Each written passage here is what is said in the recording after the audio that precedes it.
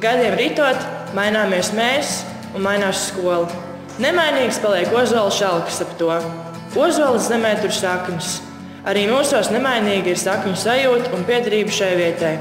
Katru gadu gaismas ceļu ejot, smeļamies spēku un augam par cilvēkiem, kas allaži gribēs šeit atgriezties un aprunāties ar skolas ozoliem. Mūsu skola, Alojas Osaka vidusskola, ir tā vietījās ar tūkstošiem citu, kurā gūstam zināšanas, kurā katru dienu domājam par gaismu, un to arī šeit sniedzam. Protams, te ir mūsu viss sākums, gaismas ceļa sākums, kur ne tikai katru rudenējam, bet turpinās miert visu mūžu.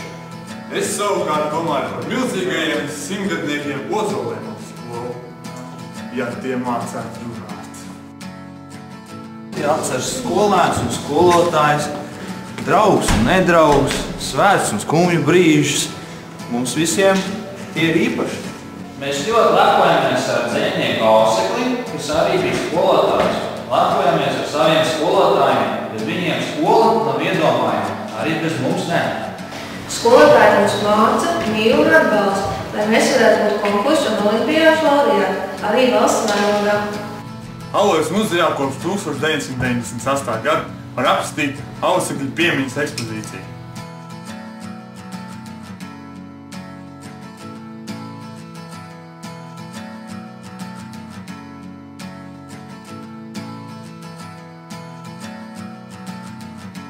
Pie skolas sienas 2006. gadā atklāts absolventu dāvinājums.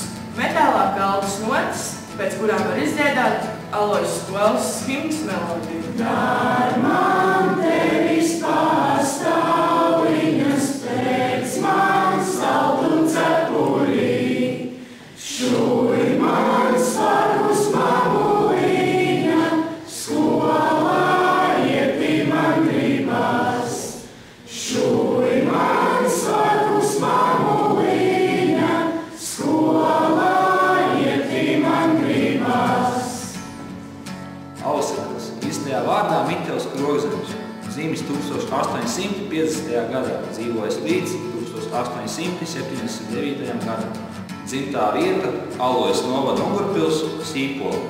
Bijis skolotājs un tautiskās atmodas dzēnieks.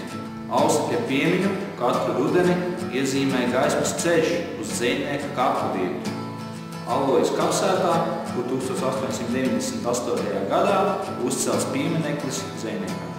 Lielie Ozoli ar skolu mums tagad sargā. Tieši šobrīd ir veseli 274 Alojas Osaka vidusskolas audzēkņi ikdienas ceļu uz skolu un zinām par viņu slēgtākajām lomām. Šeit mēs visi satiekamies un savienojamies kopā lielā gaismas kamolā.